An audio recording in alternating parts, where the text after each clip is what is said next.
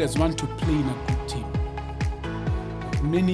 But very few of us realize that for you to play in a good team, you've got to be good yourself. So you've got to work on yourself so that team. Hey, welcome again to Oscar Mrs. Leadership Podcast. My name is Oscar Miss, and I get the privilege to every week talk to us and challenge us on matters leadership. I believe that leadership is so important. So on this podcast, what we do every week is to equip you with practical, high-capacity tools to drive societal transformation as far as leadership is concerned. We believe, just like John Maxwell says, everything rises or falls because of leadership. And can we imagine if we paid attention to building our skills, and not just build our skills, but practice good leadership? What would happen to our churches? What would happen to our corporates? What would happen in government, in politics, members of parliament, politicians? What would happen? We'd be having better nations across the African continent, across the globe. We'll be having corporates that are being led by good leaders, good CEOs who do not just boast of having good academic qualifications, but they are good leaders who are moving not just the organization, but leading the people and inspiring them to become better and be better. I've always said in these podcasts and these YouTube that you're watching, that listen, if you like the context of what we are talking about, if this is benefiting you, would you visit my YouTube channel, Oscar Mrs. Leadership Podcast, and I'd want you to subscribe. Subscribe and share with as many people as possible. Don't hold it. Let's make sure that we get to help others sharpen their skills. And also visit the major podcast platforms that are there. For example, visit Spotify, visit the Google Podcast, visit Apple Podcasts, and you will find us there. And as you do that, again, subscribe and share with as many people as possible. I'll challenge you if you want to get what I'm teaching in greater detail. Visit Amazon, get my latest leadership book, Sit It Out, How Great Leaders Become Great Leaders. And you'll have made one of the most important decisions you'll ever make as far as your leadership journey is concerned. Today we bring to a stop, or we finish our discussion on being a displayer leader. And a displayer leader, we said, is simply a leader who is a great leader maker. You're making other leaders, and you don't stop there. You're giving them an opportunity. And this is how we defined it. We defined a displayer leader as one who grows other leaders. In other words, you intentionally grow other leaders. Not only do you grow other leaders, but you also create opportunities for them to be able to thrive. And you go a step further and you open doors for them. We said displayer leaders think generationally. They don't just think about themselves, that the vision will end with them. Displayer leaders think generationally. They think they're legacy-minded, if you like. They think about many generations, that their vision will keep on moving and going even after they are long gone. That's one of the characteristics of a displayer leader. And as we bring this to a close, I want to challenge you as I challenge myself. Would we work with the people around us and develop them so they can go beyond where we are at, so that the vision that we represent can move beyond our lifespan, so that it can see expression even generations after generations and after generations. Last week, we were talking about the how of displaying.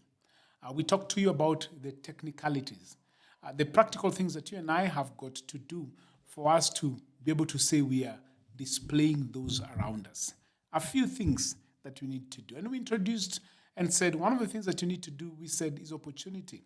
And we talked about opportunities for self-awareness, opportunity for access, and then we talked about opportunity for activation. We said there are those three key things that you and I need to do if you're going to call ourselves displayer leaders. Opportunity for activation.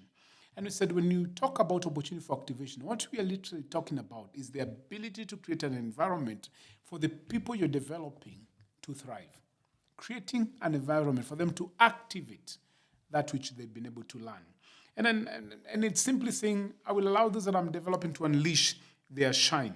I will create a safe environment for them to engage and even fail without the fear of retribution. that we can get to start learning from our failures to become better.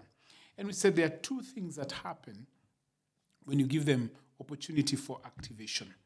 We talked about endorsement, that it's important for you to publicly endorse your people. We said two things happen when you endorse those that you're developing. One, you do it through public recognition.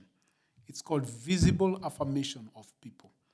And sometimes it's difficult, but I think you and I can take time and have the habit of publicly recognizing good work. They say what is celebrated will be repeated. What is celebrated will definitely be repeated. So there has to be some visible affirmation of the people that you are developing. It is like giving people credibility. And then we talked about personal network, giving them access and credibility to engage with your personal networks. We said, as somebody is coming up, they are greenhorns, they're inexperienced, they don't have networks. They will need somebody who's been in there to create a platform for them to build their own platform on the platform that you've built for them. And that happens when you give them opportunity for activation. The other thing that we said happens when you give them the opportunity for activation is not just endorsement, but we say accountability. And last week I told you that with the first two, the responsibility is solely on the leader. But when we come to accountability, it shifts to the person being developed. So there are things the leader is doing, but then the leader is also holding the person being developed responsible to engage ethically in whatever they do, so that the legacy and the credibility of the leader and the organization is preserved. You don't want people that you're developing misrepresenting you, behaving and carrying themselves in such a manner that devalues the values that you hold, either as a person or as an organization. That's why it's critical. It is super important. As you develop, as you display, you must hold the people you're developing accountable and responsible to engage ethically and to carry out certain values that are important to you as a person, as the leader, and to the organization. And today I want to finish this conversation by looking at three critical areas that you should hold the people you're developing accountable. There are three critical areas. We'll pick it from three critical areas. Want to move the mic a bit, it's covering your face. Move it forward. Just a bit to the right. Yes, that's good. And then ukaribie kidogo tu. It's covering the face. So at least so that it doesn't. Oh, like this. Yeah, that's good. All right. Three critical areas. Okay.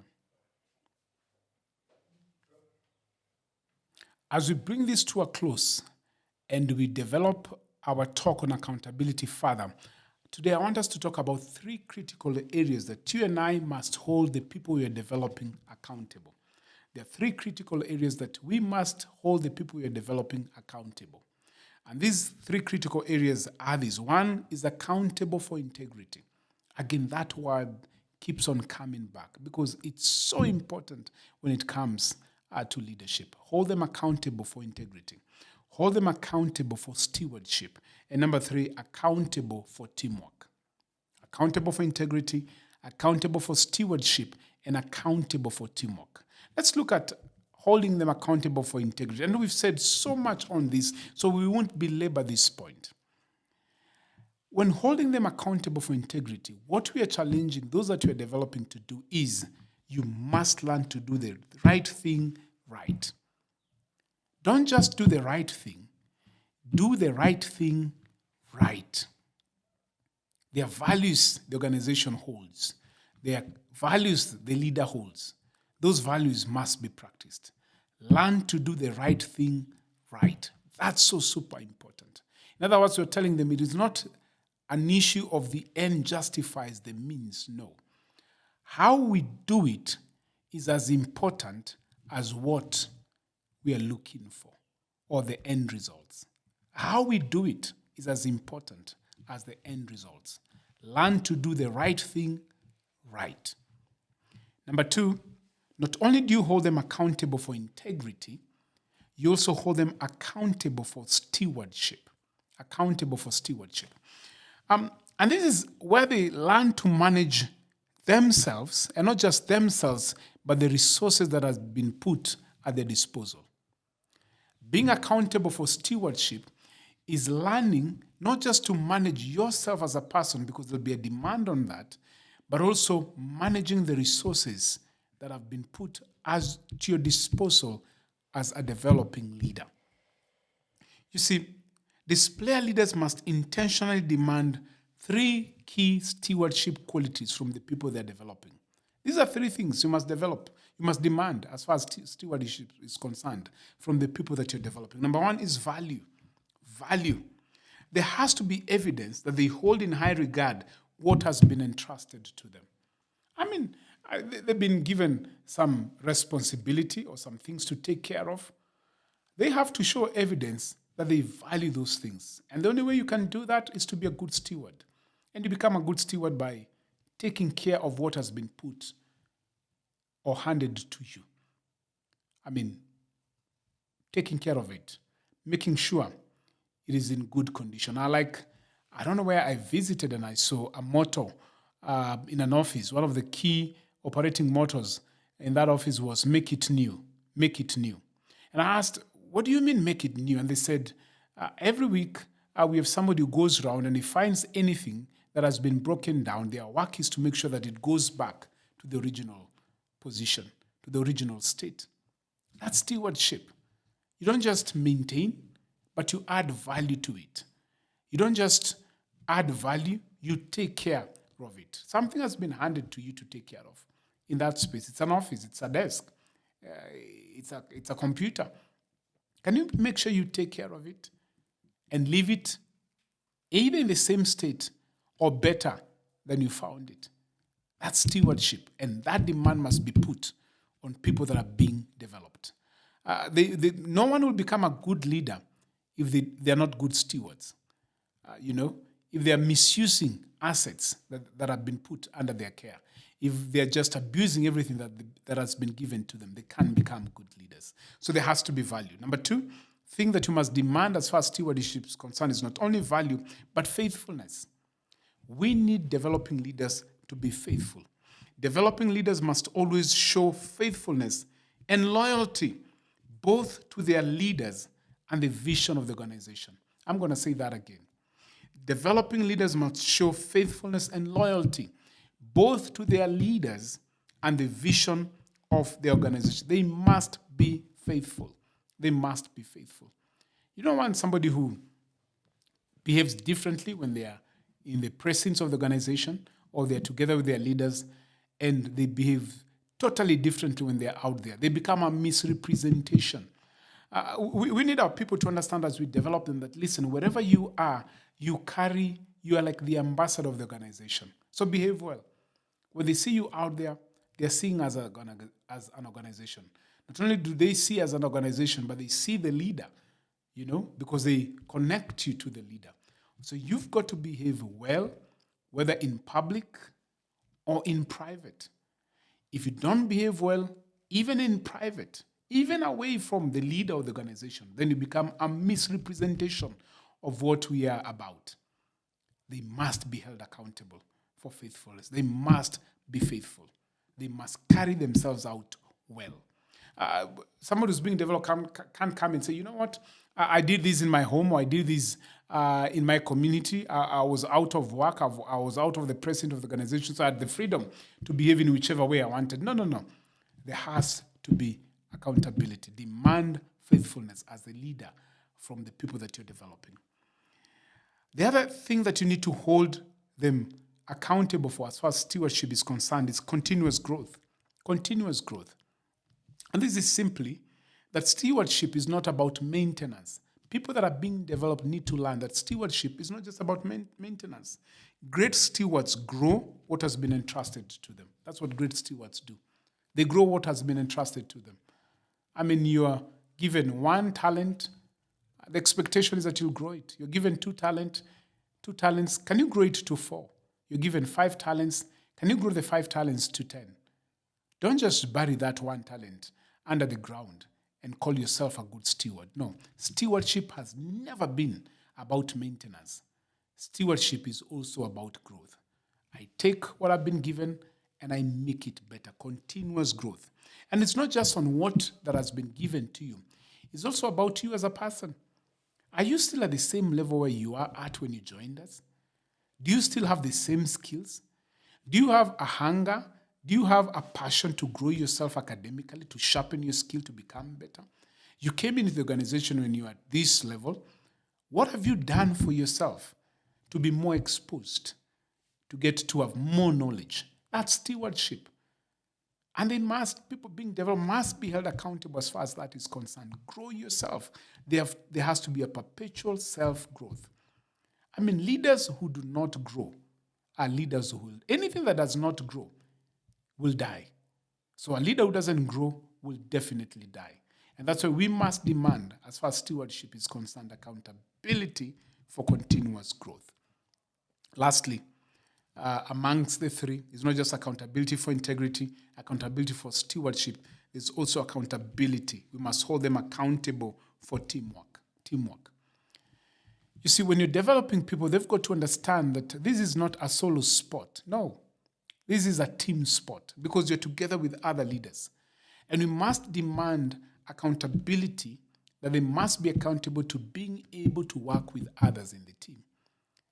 I mean, you don't want developing leaders just thinking about themselves, me, myself, and I. No. You see, the word leadership contains the word lead.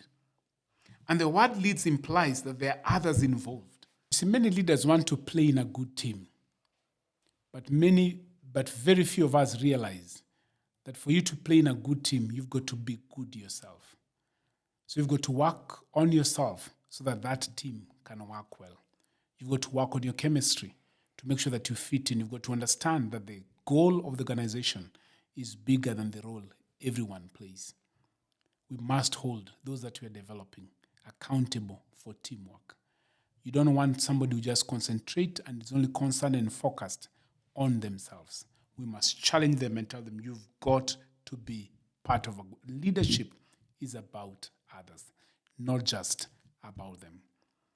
Hold the people that you're developing responsible for fitting in the team so they can create an environment and a chemistry for others to thrive and work together. Leadership is not just about you. It's about those that you lead. I want to bring this to a close, and I hope that our conversation on becoming a display leader has helped you to become better, to become a great leader maker. I would challenge you. Would you become a great leader maker?